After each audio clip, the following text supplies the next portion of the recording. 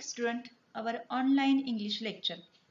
आता आपण मागच्या लेक्चरमध्ये काय बघितलं होतं की big data big inside 12th English new syllabus यामध्ये आपण what is the uses of big data big डाटाचं इंट्रोडक्शन बघितलं. त्याचबरोबर आपण काय बघितलं की बिग डाटाचे युजेस. त्यामध्ये आपण सर्वात पहिली कोणती गोष्ट बघितली होती तर लोकेशन ट्रॅकिंग. आता लोकेशन ट्रॅकिंग मध्ये आपण अभ्यास करताना बऱ्यापैकी आपण समजून घेतलं की लोकेशन ट्रॅकिंग कसं असतं. त्यानंतरच आपला रिमेनिंग टॉपिक जो राहिलेला होता म्हणजे जे सेकंड थर्ड फोर्थ आहेत की ते ह्या लेक्चरला आपण second third fourth topic cover करू. तर सेकंड टॉपिक आहे अंडरस्टँडिंग द वेदर पॅटर्न्स.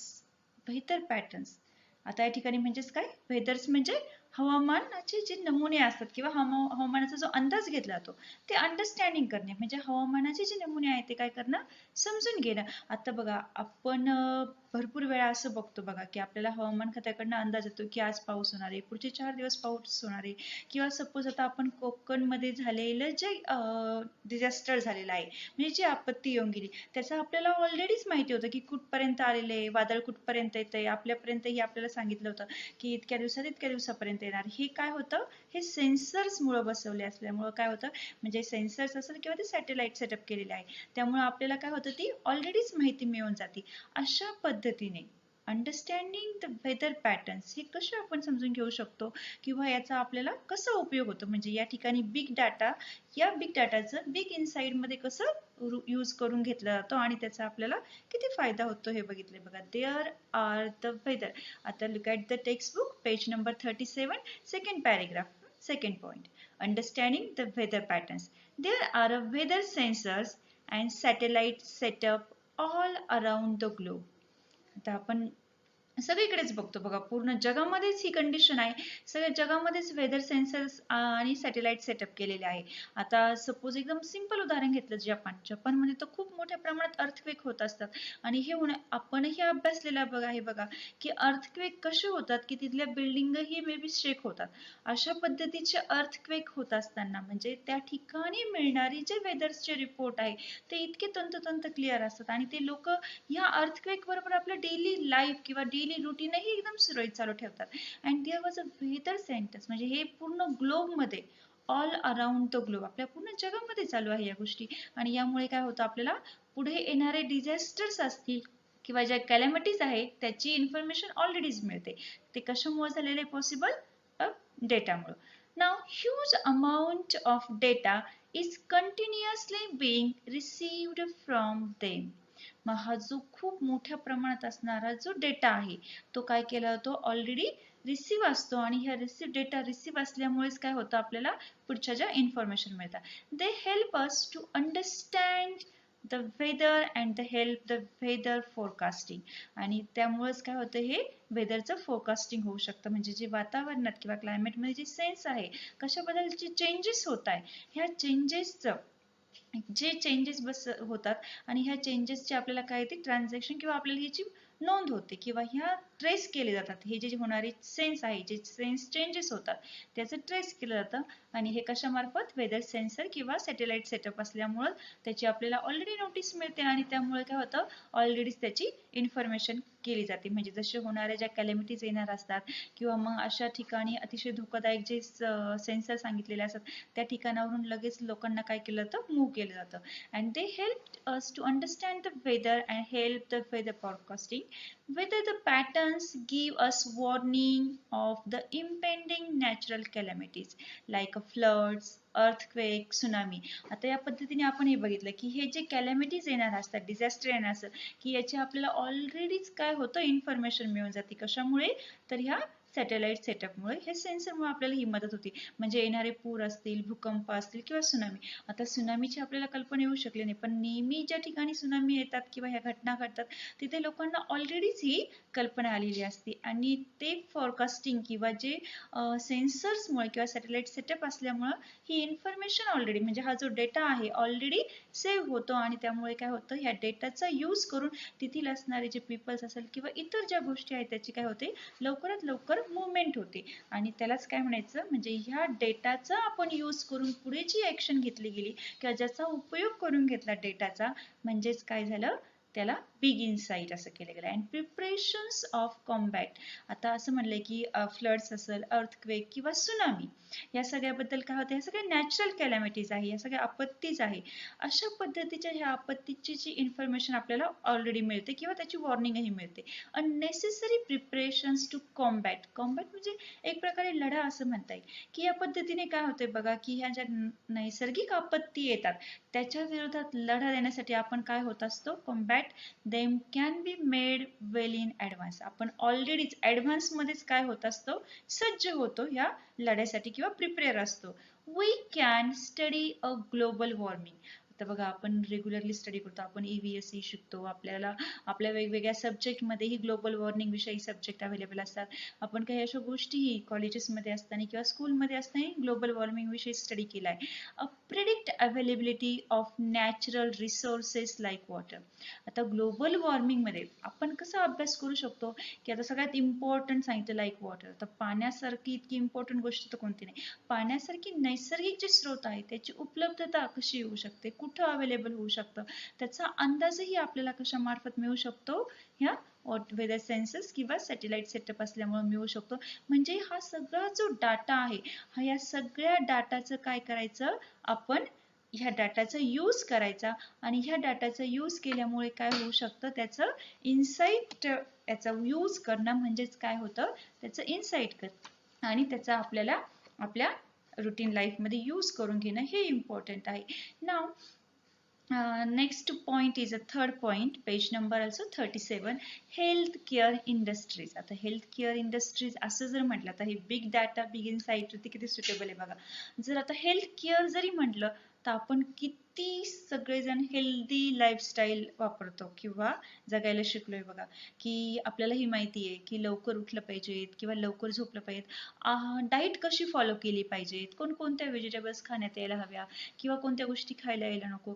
आता सर्वांना माहिती असतं की आपण शुगर अवॉइड करायला हवी, जास्त ऑइली अवॉइड करायला हवं किंवा फास्ट फूड अवॉइड, हे तर सगळ्यांनाच माहिती. म्हणजे याचं कारणच काय, की बघा आपल्याकडे किती मोठा डाटा अवेलेबल असतो आणि हेल्थ बद्दल तर भरपूर बिग डाटा आहे. अँड ह्याच डाटाचा, ही इन्फॉर्मेशन आपल्याला आहे का हे युजफुल नाहीये हे आपण समजून घेतो आणि आपण ते अवॉइड करतो. म्हणजेच आपल्या जवळ असणाऱ्या डाटाचा आपण काय केला, डेली यूज मध्ये किंवा डेली लाईफ मध्ये यूज केला, म्हणजेच काय झालं, त्याचं आपण इन्साइट केलं. Now today we see that the people have become health conscious.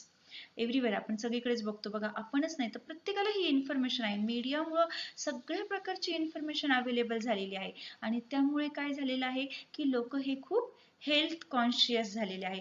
आणि हेल्थ कॉन्शियस म्हणजे प्रत्येकाकडे डेटा आहे, प्रत्येकाला ही इन्फॉर्मेशन्स आहे, म्हणून आपल्या जवळजवळ सर्वच लोक काय हेल्थ कॉन्शियस असतात. अँड बघा, भरपूर जणांकडे स्मार्ट वॉचेस आहे किंवा आपले जे स्मार्टफोन आहे याच्यावरती काय होतं बघा, अदर वेअरेबल्स किंवा हेल्थ ॲप्स असेल इन आवर फोन. आपल्या प्रत्येकाला आता ऑनलाईन लेक्चरमुळे तर तुम्हाला स्मार्टफोनची गरज पडते. त्याचबरोबर मुलं स्मार्ट वॉचेसही यूज करतात. अदर वेअरेबल, सपोज आपण बघितलं असेही काही काही वेअरेबल डिव्हाइसेस आले बघा, की सपोज याचं आयडेंटिटी कार्ड सारखे असते, की सपोज आपण ते आयडेंटिटी कार्ड सारखे वेअर केले तर आपल्या जवळपास असणारे 1 मीटर अंतरावरचे सगळे व्हायरस डेड होतात.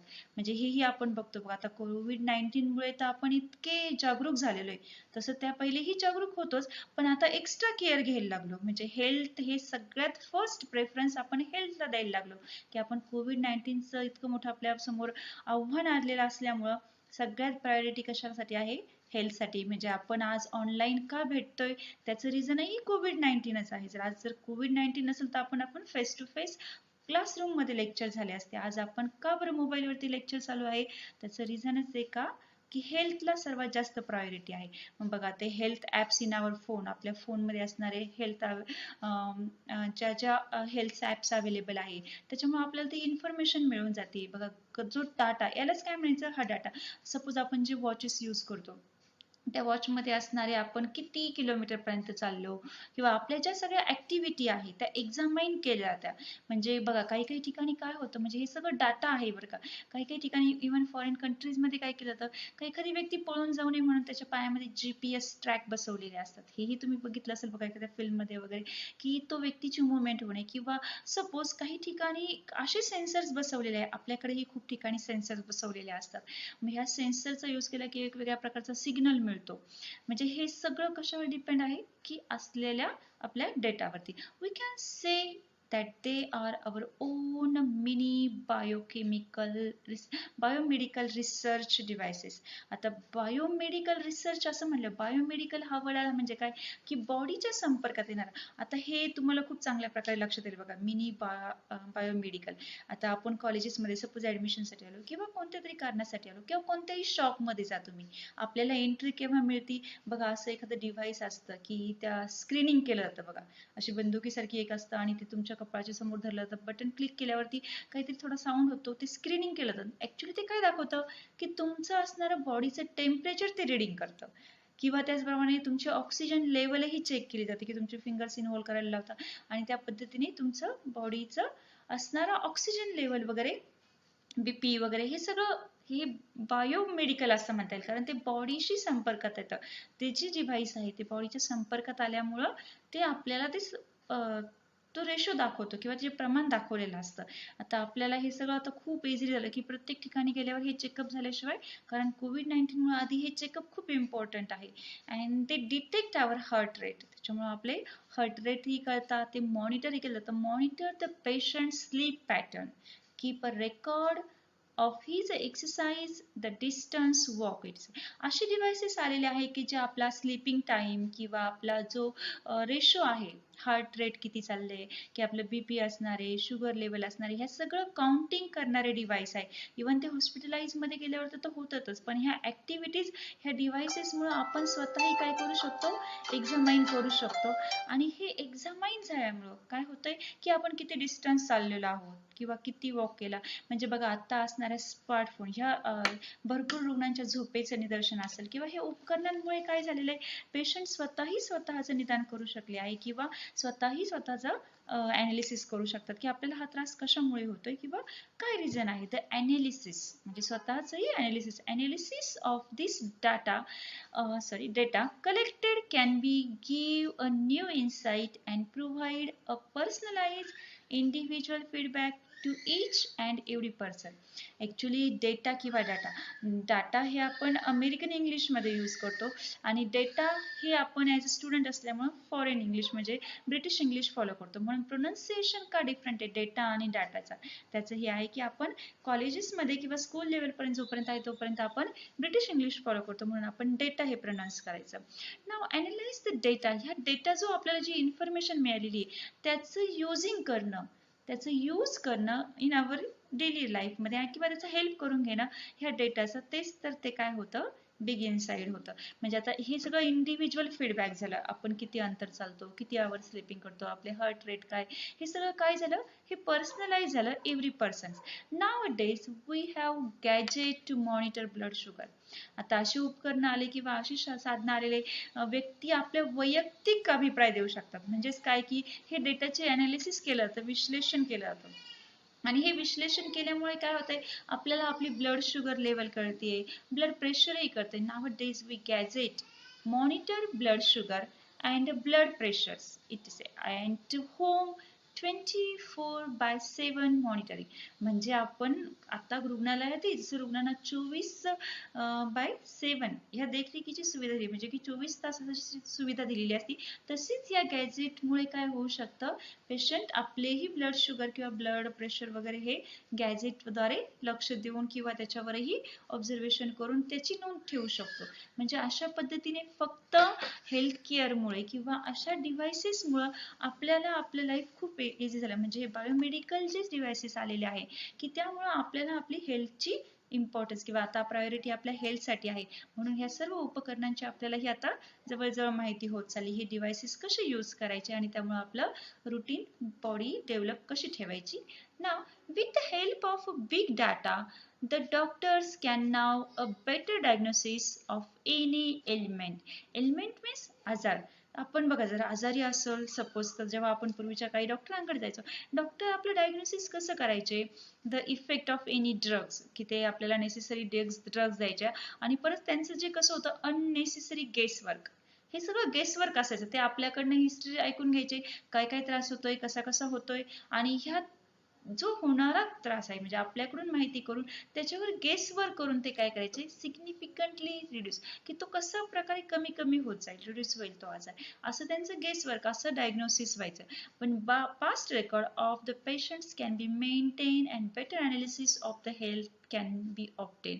पण आता बघा सगळं हे डेटामुळे काय झालंय, आपल्या फॅमिली डॉक्टर असेल तर त्यांच्याकडे आपले फाईल्स, आपले डॉक्युमेंट्स किंवा आपलं सगळं काय केलेलं असतं, मेंटेन केलेलं असतं आपले सगळे डॉक्युमेंट, आणि त्यामुळे ते मॉनिटर करून ती हिस्ट्री बघितली जाते. आणि जो एलिमेंट असेल की हे डायग्नोसिस म्हणजे आपल्या हिस्ट्रीच्या आधारे आपल्या असणाऱ्या डेटाच्या साहाय्याने आपल्यावर काय करू शकता, ॲक्युरेट डायग्नोसिस करू शकता. आणि त्यामुळं या ठिकाणी कोणत्याही प्रकारे गेसवर्क करण्याची गरज राहिली नाही. त्यांना पेशंटची हिस्ट्री माहिती आहे आणि त्याचाच हिस्ट्री माहीत असण्याचा अर्थच म्हणजे काय, त्यांच्याकडे डेटा अवेलेबल असल्यामुळं ही एवढं सोपं झालं. हा डेटा अवेलेबल आहे त्यामुळे त्यांनी त्याच्यावरती लगेच त्या पद्धतीने डायग्नोसिस केलं, म्हणजेच काय केलं गेलं, डेटाच्या आधारे त्यांनी इन्साइट केलं गेलं.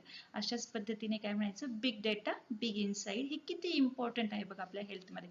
Now patient can be maintain the better analysis of the health can be obtained.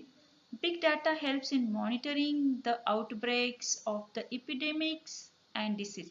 आता epidemic म्हणजेच काय, आता बहुतेक वेळा काय होतंय बघा, रुग्णांच्या ज्या मागील नोंदी असतात किंवा जे आरोग्याचे उत्तम विश्लेषण हे डेटाच्या आधारे मिळू शकतं डॉक्टरांना, आणि खूप चांगल्या प्रकारे अंदाज बांधायची गरज नाही, तर डिरेक्टली काय करता येतं, डायग्नोसिस करता येतं.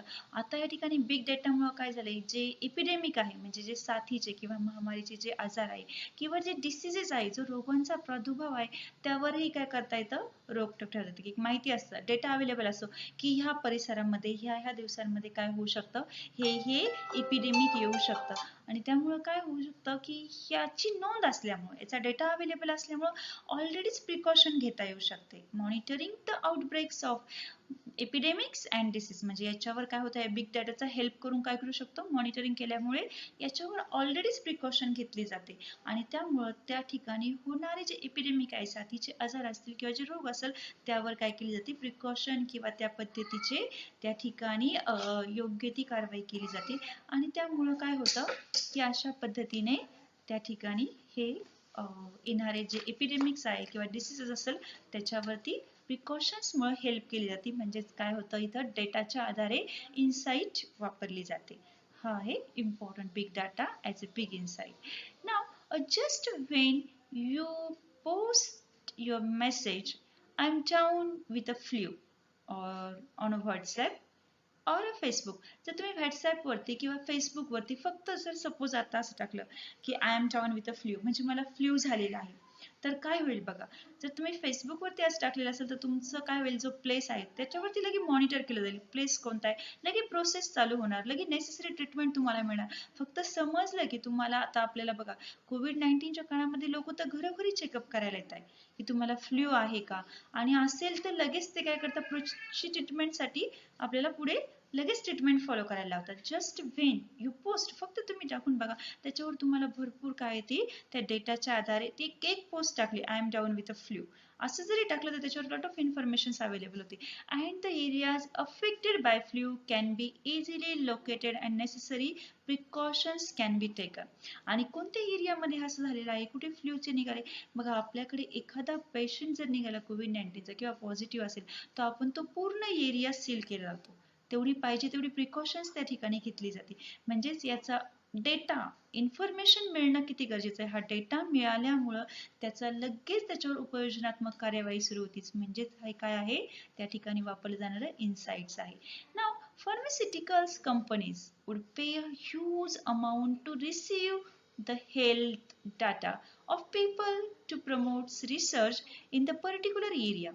बघा आता हे जे फार्मास्युटिकल कंपनीज आहे ते काय करतात की ते शोधातच असतात आणि ते खूप मोठ्या प्रमाणात ह्यूज अमाऊंट ते खूप मोठ्या प्रमाणात काय करतात अमाऊंट पे करतात कशासाठी ओनली डेटा आणि तो डेटा कोणता आहे हेल्थ बद्दल असणारा जो डेटा आहे की people promote the researchers in the particular area एखाद्या पर्टिक्युलर एरियामध्ये कशा प्रकारची हेल्थ आहे लोकांची किंवा कोणत्या प्रकारचे मेडिसिन्स त्या ठिकाणी अवेलेबल पहिल्या असायला हवेत या प्रकारचा डेटा अवेलेबल करण्यासाठी खूप मोठी अमाऊंट काय करतात ते पे करतात म्हणजे ते त्यांच्या बिझनेससाठी हेल्पफुल आहे आणि इव्हन अवर हेल्थसाठी हेल्पफुल आहे म्हणजे डेटाचा कशा प्रकारे यूज करून घेतात बघा ते म्हणजे डेटाचा यूज म्हणजेच काय बिग डेटा बिग इनसाइड असं with the help of the data gathered individuals are often given suggestions and solution for the problems they are encouraging म्हणजे बघा अशा विशिष्ट क्षेत्रामध्ये पर्टिक्युलर प्लेसमध्ये किंवा पर्टिक्युलर क्षेत्रामध्ये जे संशोधन करतात ते की त्या ठिकाणी गेल्यावर प्रोत्साहन देण्यासाठी किंवा फार्मास्युटिकल कंपन्या ज्या आहे लोकांच्या आरोग्याबद्दल जो डेटा प्राप्त करतात आणि जो डेटा मोजतात त्याच्यामध्ये साठी खूप मोठ्या प्रमाणात पैसेही मोजले जातात त्याचं कारण एक आहे की त्यांना तो युजफुल आहे त्यांच्यासाठी तो इनसाइट ठरतो तो डेटा आहे तो एकत्रित केलेल्या ह्या डेटाच्या मदतीने काय होतं लोकांना वारंवार येणारे जे प्रॉब्लेम्स आहेत त्यावर सोल्युशन काढणं यावर अतिशय सोपं होऊन गेले म्हणजे अशा पद्धतीने डेंजरस गोष्टींवरती काय होतं ऑलरेडीच उपाय केल्यामुळं प्रिकॉशन्स घेतल्यामुळे काय होऊन जातं की हेल्थ ही ओके राहते तेही फार्मास्युटिकल कंपनीजही त्यांच्या बिझनेसमध्ये डेव्हलप होतात आणि अशा पद्धतीने काय झालेलं आहे की इथं health and care industries develop होतात ओके आतापर्यंत आपण जे फर्स्ट सेकंड थर्ड जे पॉइंट्स बघितले त्यानंतर फोर्थ वन आहे आपल्या युजेस ऑफ बिग डाटा मध्ये फोर्थ पॉइंट आहे banking finance and trading page number 39 okay look at the page number 39 banking finance and trading म्हणजेच बँकिंग वित्त आणि व्यापार आता या ठिकाणी डेटाचा खूप मोठ्या प्रमाणात यूज आहे बघा डेटामुळे लोकांनी त्याचे इन्साइट कसे मिळवले म्हणजे अतिशय मोठ्या प्रमाणात बिग डेटा आणि बिग इन्साइट हे लक्षात येईल बघा with the big data analytic the investment pattern of the people can be studied New insight have enabled the bank and finance companies to come with a suitable plans. आता बघा बँकेचे काम इतके easy झाले हा डेटा अवेलेबल असल्यामुळं कशामुळं तर डेटा त्यांच्याकडे ऑलरेडी अवेलेबल आहे त्या ठिकाणी बिग डेटा अनालिटिक या ठिकाणी काय केलं जातं ह्या डेटाचं विश्लेषण केलं जातं आणि लोकांना कशा प्रकारची गुंतवणूक करायची त्याचा अभ्यास केला जातो आणि ह्या अभ्यासामुळे काय होतंय की त्यांना न्यू इन्साइट म्हणजे कशा प्रकारे अंतर्दृष्टी म्हणजे बँकांना कोणत्या योजना राबवायला हवे ते possible finance companies to come with a suitable plans अतिशय सुटेबल प्लॅन्स घेऊन येऊ लागले कारण का ऑलरेडी डेटा अवेलेबल आहे की लोक कशामध्ये गुंतवणूक करू शकतात लोकांची इन्व्हेस्टमेंट कशामध्ये अशा पद्धतीने लोकांची इन्व्हेस्टमेंटचा अभ्यास झाल्यामुळे डेटा अवेलेबल असल्यामुळे ते काय झालेले बँकिंग मध्ये खूप युजफुल झालं किंवा त्या डेटाचा इन्साइट करून घेता येतं ना to come with the suitable plans, a big data has enabled a smooth functioning of these agencies and institutions. आणि अशा पद्धतीने खूप मोठ्या प्रमाणामध्ये बिग डेटासाठी एजन्सीज असेल किंवा इतर संस्थांचे जे कामकाज आहे तेही खूप सोप्या आणि सरळ पद्धतीने सुटसुटीत झालेले आणि खूप सिंपल वे हे काम चालू शकतं banking and finance sector is using a big data to predict and prevent cyber crimes आता आपण बघतो की अशा पद्धतीचे जे सायबर क्राईम्स होतात सपोज सायबर क्राईम्स असेल किंवा कार्ड फ्रॉड डिटेक्शन असेल अर्कवायवल ऑफ ऑडिट ट्रायल्स आता या ठिकाणी असं सांगता येईल बघा सायबर क्राईम्स जरी म्हटलं तर तुमच्या लगेच लक्षात येतं की सायबर क्राईम म्हणजे काय की डेटा किंवा नेटच्या साह्याने होणारे जे क्राईम आहेत त्याला आपण सायबर क्राईम असं म्हणतो सपोज असं तुम्ही असं म्हणणार कार्ड फ्रॉड डिटेक्शन हेही काय व्हायला लागलं प्रिव्हेंट व्हायला लागलं किंवा प्रिडिक्शन करता यायला लागलं कशामुळे आता सपोज आपण मागेच ऐकलेलं आहे की एखादं आपलं आधार कार्ड असेल किंवा क्रेडिट कार्ड एटीएम कार्ड किंवा पॅन कार्ड याच्या सहाय्याने कशा प्रकारे फ्रॉड होऊ शकतं सपोज एक आधार कार्ड फेसबुकवर अपडेट करून घेण्यात आलं किंवा त्याच्या आधारे कित्येक जणांनी वेगवेगळ्या प्रकारचे लोन्स घेतले बँकेकडनं अशी क्राईम आपण बघतो झालेली किंवा एखादा फोन कॉल जर आपण रिसिव्ह केला आणि आपण कुणाशी तरी बोलायचं ह्या उद्देशाने ते आपल्याला एंगेज ठेवूनही आपल्या फोनमधले आपल्या अकाउंटमधून लगेच पैसे कट झालेले ह्याही गोष्टी आपल्याला लक्षात येतात की आपल्या आजूबाजूचेही सांगतात बघा, हा नंबर आला तर रिसिव्ह करू नका, रिसिव्ह करू नका. म्हणजे कशा पद्धतीचे हे सायबर क्राईम होत आहे बघा, की म्हणजे कार्डचा यूज होतोय, कार्डचं फ्रॉड होतंय किंवा सायबर क्राईम्स होत आहे. आणि अशा पद्धतीने अर्च्युअल टू ऑडिट ट्रायल्स, आता हे अर्काइल असं म्हणले म्हणजे हे असं प्लेस आहे, अर्काइव्हल हे प्लेस असं आहे का त्या ठिकाणी डाटा हा संग्रहित होतो, संग्रहित केला जातो. ही ऑडिट चाचणी आहे बघा, ज्या पद्धतीने कशा पद्धतीचं संग्रहण केलं जातं याचा एक अंदाज आहे. आता हिस्ट्री बद्दल असेल किंवा आपल्या स्वातंत्र्याविषयी असेल की खूप खूप लोकांची जवळजवळ ह्या अर्काइव्हल मध्ये 15,000पेक्षा जास्त व्हिडिओ काय झालेले सेव्ह झालेले आहे.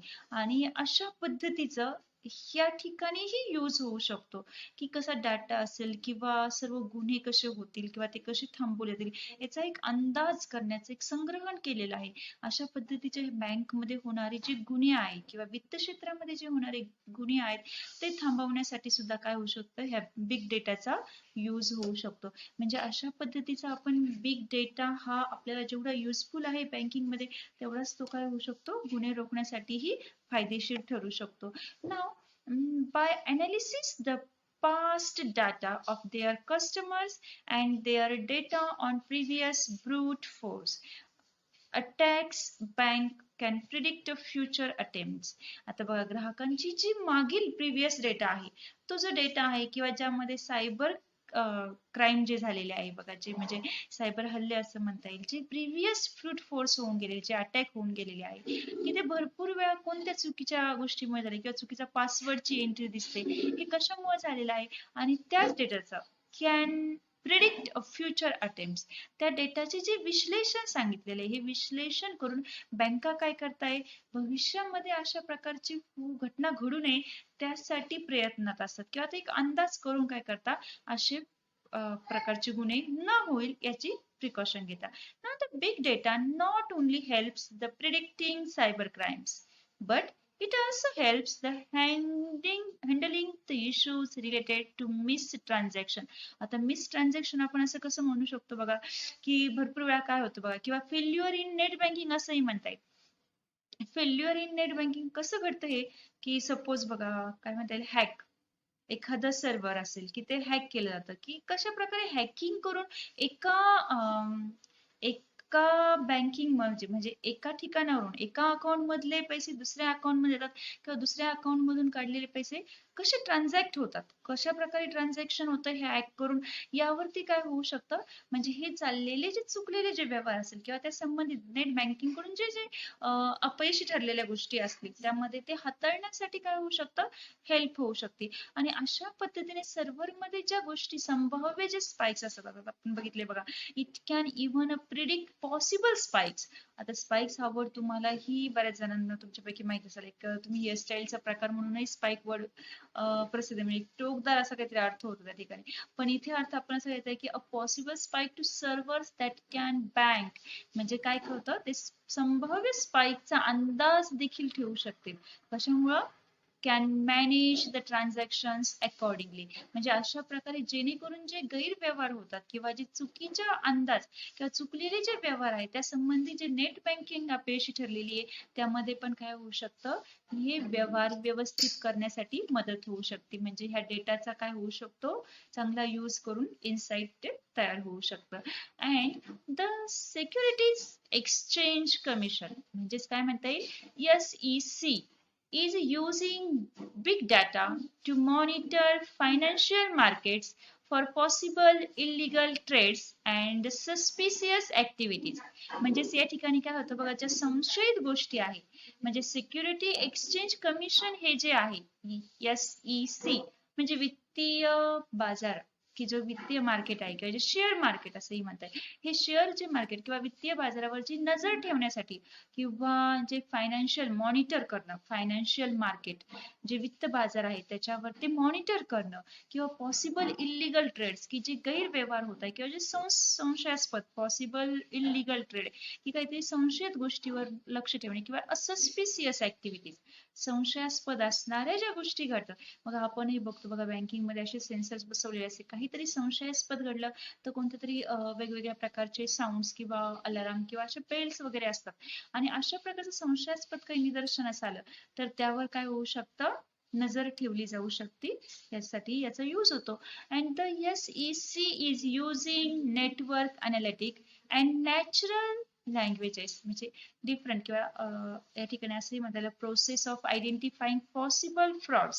जेवढे होणारे जे पॉसिबल फ्रॉड्स आहे म्हणजे आर्थिक बाजारपेठामध्ये संभाव्य असणाऱ्या फसवणूक असेल किंवा जे फ्रॉड असतील ते लवकरात लवकर ओळखण्यात यावे किंवा त्याची SEC हे जे नेटवर्क आहे त्याच्याकडून काय व्हावं, अनालिटिक केलं जावं. म्हणजे ज्या आपण नॅचरल लँग्वेज असं म्हणले म्हणजे ती नैसर्गिक भाषा आहे, ज्या प्रोसेसर्स वापरलेले आहे ते वापरत असल्यामुळं काय होऊ शकतं, ही आर्थिक बाजारपेठा ही काय होऊ शकते या ठिकाणी संभाव्य ओळखीची असू शकते.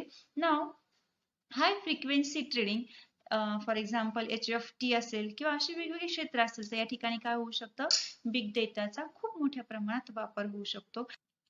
त्याचबरोबर आपल्याला अजूनही असं सांगता येईल बघा की बँकिंग फायनान्स अँड ट्रेडिंग मध्ये म्हणजे बँकिंग वित्त आणि व्यापार याच्यामध्ये जसं आपण आतापर्यंत बघितलं बघा कशा प्रकारे बिग डेटाचा हा यूज होतो. याच्यामध्ये अजून एक नवीन कन्सेप्ट सांगता येईल बघा आपल्यासाठी, ही नवीनच टर्म आहे. Here big data algorithms. बघा अल्गोरिदम असं म्हणल्यावरती अल्गोरिदम ट्रेडिंग जे निर्णय घेण्यासाठी वापरले जातात हे येथे बिग डाटामध्ये अल्गोरिदम ही एक टर्म यूज केलेली बघा. ती टर्म काय करते, सेट डेटा कलेक्ट आणि जे इम्पॉर्टन्स, आता मी तुम्हाला फक्त एकच ती खूप मोठी टर्म आहे आपल्याला समजणं इतकेही लवकर शक्य नाही पण ही न्यू टर्म आहे बँकिंग फायनान्स अँड ट्रेडिंग मध्ये. आता या ठिकाणी एकच आपल्याला कन्सेप्ट क्लिअर होईल बघा की ही टर्म अशी सेट केलेली असती की जो आपल्याला जो डेटा कलेक्ट केला त्याच्यामधून जे इम्पॉर्टंट आहे की जे आपल्याला अवेलेबल आहे त्या गोष्टी काय केल्या जातात, पॉइंटनी वरती डेव्हलप केला जातं. म्हणजे ते पॉइंट वाईज फ्रंटला येतात. जे इम्पॉर्टंट आहे ते फ्रंटला येतात किंवा अप्परला येतात आणि जे लेस इम्पॉर्टंट असेल ते काय होतं, बिलो असतं.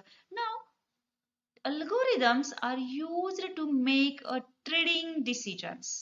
म्हणजे या ठिकाणी काय केलं जातं, हे बिग डेटाचे अल्गोरिदम निर्णय घेण्यासाठी वापरले जातात आणि अशाच पद्धतीचं आपल्याला ते युजफुल होऊ शकतं. आपण यामध्ये असंही म्हणू शकतो हे जे ट्रेड आहे ऑनलाईन ट्रेड ते फॉर एक्झाम्पल याचा सगळ्यात अल्गोरिदमचा इम्पॉर्टन्स कशामध्ये होतो, शेअर मार्केटमध्ये त्या टर्म मध्ये किंवा ज्या पद्धतीने today the majority of equity trading now takes place via data algorithms that increasingly take into account signals from social media networks and the news website to make buy and sell decisions in split second. म्हणजे equity traders हे पण काय आहे, share मार्केटमध्ये use होणारी term आहे.